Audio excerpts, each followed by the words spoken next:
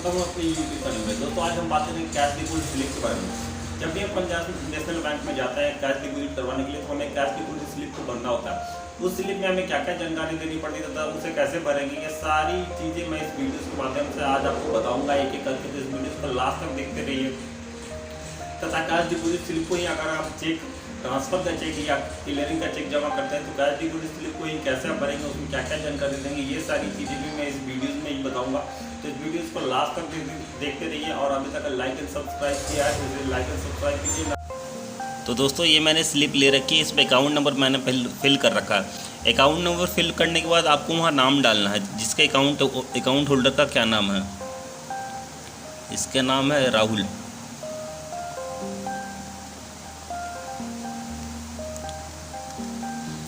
उनके बाद mobile number ये अपना भी डाल सकते हो। आप अपना मोबाइल नंबर आप अपना डाल सकते हो, ताकि आपको अगर कोई दिक्कत आए अकाउंट में, अगर पैसे जमा नहीं हो पा रहे तो ये इन्फॉर्मेशन आप तक पहुंचाई जा सके। या जो भी डिपॉजिट कर रहा है वो अपना मोबाइल नंबर यहाँ डाल सकता है, ताकि इन्फॉर्मेशन वहाँ तक पहुँचेगी। यहाँ पे आप एड्रेस डालोगे, आप अपना एड्रेस डालोगे।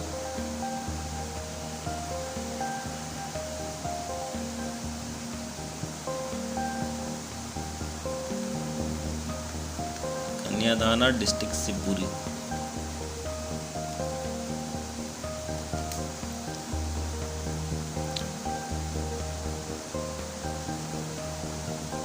मध्य प्रदेश। इसके बाद जितना भी अमाउंट आप फिल करना चाहते हैं, जो भी अमाउंट आपको डालना है उस अमाउंट को यहाँ पे वर्ड्स में, जैसे मैं अमाउंट डाल रहा हूँ 50,000, ये वर्ड्स में आपको विदाउट कटिंग किए हुए लिखना है। ये काफ़ी इंपॉर्टेंट है, क्योंकि वर्ड्स में अगर आप कहीं और कटिंग करते हो, पर वर्ड्स में जो लिखते हो वो ज़्यादा इंपॉर्टेंट है। उसके बाद नीचे आपको साइन करना है, ये सबसे आखिरी में करना है, पर अब पहले ही कर लो, कोई दिक्कत नहीं है। फिर यहाँ अमाउंट आपको डालना है। यहाँ पे अमाउंट में आपको डालना है 500 के, अगर आप नोट जमा कर रहे हो, जैसे मेरे पास 500 के नोट है, 500 का नोट है और मैं 50,000 जमा कर रहा हूँ, यानी कि मैं 100 नोट 500 के जमा करूँगा।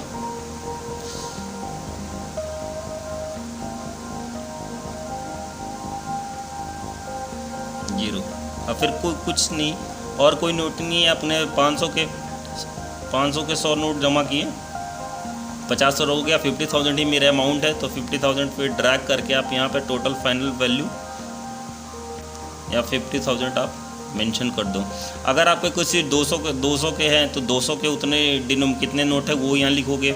100 के अगर कुछ हैं तो 100 के लिखोगे, उसे ऐड करके टोटल आपको यहाँ फाइनल वैल्यू यहाँ पे निकले। कॉइन है तो कॉइन के लिए अलग यहाँ पे मेंशन करना है। पैन नंबर है तो यहाँ पे आप मेंशन कर सकते हैं, जैसे मेरा पैन नंबर है,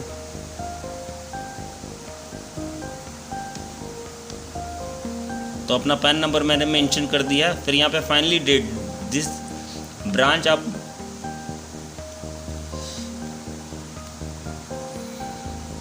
यहाँ पे ब्रांच लिखना है। यहाँ पे ब्रांच आप लिख सकते हो, वैसे कोई ज़रूरत नहीं है इसकी, पर आप लिखना चाहो तो यहाँ पे लिख सकते हो।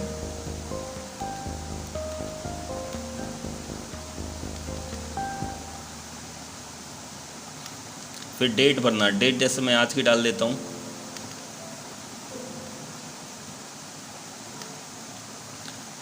ये स्लिप जो भरते हो ये काफ़ी क्लियर होना चाहिए, इसमें कहीं कटिंग ये सब होनी नहीं चाहिए। अगर आप चेक से कैश ट्रांसफ़र कर रहे हो या कुछ कर रहे हो तो यहाँ चेक नंबर यहाँ स्लिप पे आपको डालनी है, बैंक का नाम, और ये चेक वो जमा करते वक्त करना है। चेक नंबर यहाँ पर लिखना है, बैंक का नाम, किस बैंक का चेक आप सबमिट कर रहे हो और किस ब्रांच का है, वो सब आपको यहाँ निकला कर, वो कैश डिपॉजिट की जगह ये चेक डिपॉजिट की स्लिप के तौर पे भी यूज़ होती है। तो वहाँ पे चेक नंबर आपको यहाँ मेंशन करना है और यहाँ पे बैंक का नाम और ब्रांच का नाम आपको देना है। कैश डिपॉजिट के लिए ये चीज़ें थी जहाँ पे आपको डिनोमिनेशन ये सब फिल करना होता है। चेक में ये चीज़ें नहीं रहेंगी, चेक में ये डिटेल चेक की सारी नीचे आएंगी।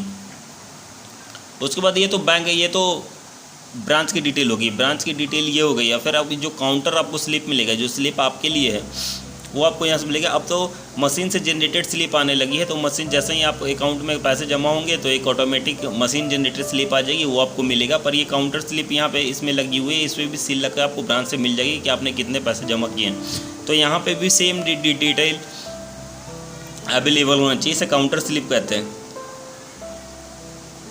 तो आइए इसे भी भर लेते हैं और देखो आप कैसे कैसे भरते हैं। यहाँ पे ब्रांच भी लिख दो आप।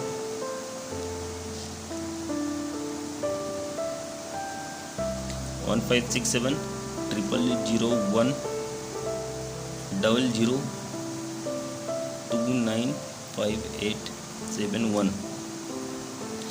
नेम राहुल कुमार।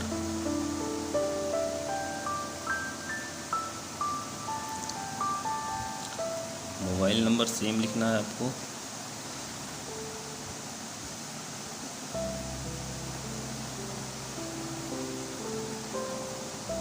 अमाउंट आप कितना जमा करो, जो भी है 50,000।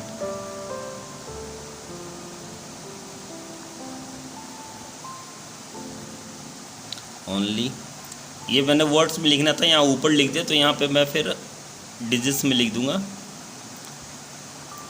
और ये चेक नंबर स्लिप यहाँ पे भी दिया हुआ, जो काउंटर स्लिप है वहाँ पे भी चेक नंबर और कितने अमाउंट का है ये आप नीचे भर सकते हो।